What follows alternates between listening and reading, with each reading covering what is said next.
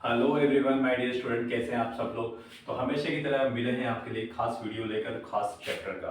जी हाँ, आज चैप्टर है आपके इतिहास का। 9th क्लास की हिस्ट्री हम लोग स्टार्ट कर रहे हैं। आज जो चैप्टर है सबसे पहला चैप्टर, जिसका नाम ही है फ्रांस की क्रांति। जी हाँ, फ्रांसीसी क्रांति। यस बेटा, फ्रांसीसी क्रांति। इस चैप्टर का नाम है इतिहास, जो कि किताबों में देखा जाए तो चारों बुकों में कहते हैं स्टूडेंट की हाँ सर ये थोड़ी सी टफ पड़ती है, इसको याद नहीं होता, चैप्टर बहुत लेंथी है। लेकिन इस वीडियो के जरिए चैप्टर आसान बनाए जाएंगे। आपको सिर्फ और सिर्फ कुछ पॉइंट इसमें से याद रखने हैं। पूरा जो लेसन है उस लेसन का क्या प्लान है, लेसन किस चीज पे बेस है, उन चीजों को लेकर डिस्कस किया गया आने वाले वीडियो में भी।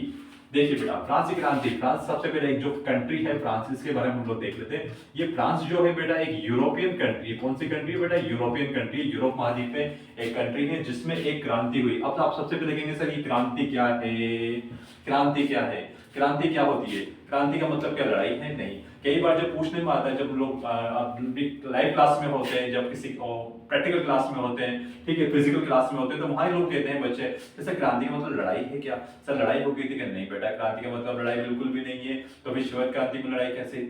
क्रांति शब्द तो हरित क्रांति में भी जुड़ा हुआ है। हम लोग कहते हैं 18 क्रांति, हम कहते हैं रूस की क्रांति, हमने अभी कहा कि फ्रांस की क्रांति। तो क्रांति का मतलब लड़ाई तो है ही नहीं। क्रांति का मतलब है क्या आखिरकार? ठीक है, क्रांति का मतलब है बेटा बदलाव। बदलाव यानी कि इसको पने कह दिया परिवर्तन। परिवर्तन या बदलाव, इस क्रांति को हम लोग कह सकते हैं। ठीक है, यहाँ की कुछ समूह के द्वारा, कुछ लोगों के द्वारा जब किसी व्यवस्थाओं में बदलाव लाने के लिए कुछ कार्य किया जाता है तो उसमें कहते हैं क्रांति कर रहे हैं लोग। ठीक है, तो यहाँ पर आपको समझ में आ चुकी होगी कि वहां के जो लोग थे फ्रांस के, वो किन चीजों में बदलाव लाना चाह रहे थे। वो फ्रांस की कुछ व्यवस्थाओं में बदलाव लाना चाह रहे थे, फ्रांस के व्यवस्थाओं में। अब फ्रांस के बारे में हम लोग अगर मोटी मोटी बात पढ़ेंगे आज के टॉपिक में, तो हम फ्रांस के बारे में कहेंगे फ्रांस में जो सिस्टम था उसका मतलब था राजतंत्र। वहां पर कैसा सिस्टम था? तो फ्रांस की जो यूरोपियन कंट्री थी वहां पर था राजतंत्र। राजतंत्र का मतलब क्या हुआ? राजतंत्र का मतलब हुआ राज, राजा, तंत्र मतलब शासन। तो हमने क्या कह दिया? राजा का शासन। यानी कि व्यवस्था कुछ इस प्रकार की होगी कि मैं राजा हूं, मैंने जैसा कहा वैसा फ्रांस में होगा। तो यह हो गया था वहां का राजतंत्र। अब क्या राजतंत्र हमेशा से अच्छा होता है या बुरा होता है? नहीं, राजतंत्र मिला जुला होता है। लेकिन फ्रांस के राजतंत्र की हम लोग बात कर रहे हैं, तो वहां के राजतंत्र में आपने एक शब्द जरूर सुना होगा, उसे कहते हैं निरंकुश। कि वहां का जो राजा था वो निरंकुश था। ठीक है, अब सारी बातें एक बार यही छोड़ते हैं। आप अपनी किताब पे एक चैप्टर देखिए। चैप्टर का मतलब सबसे पहला पेज देखिए। सबसे पहले में जो क्रांति की शुरुआत हो रही है, वो आपकी क्रांति की शुरुआत हो रही है 14 जुलाई और 1789।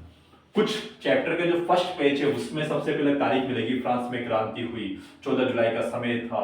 1789 के दिन वहां पर जो बास्तिल का दुर्ग था वहां पर भीड़ जमा हो गई थी। राजा ने आदेश दे दिया था जितने भी लोग हैं उसको शूट कर दो। तो इसका मतलब क्रांति शुरू हो चुकी थी। तो सबसे पहले टॉपिक, सबसे पहला ही पेज वो दे दिया, उसका मतलब क्या है? क्या पहले पेज में सब कुछ खत्म हो जाएगा? नहीं, फिर आगे के पेजों में क्या होगा?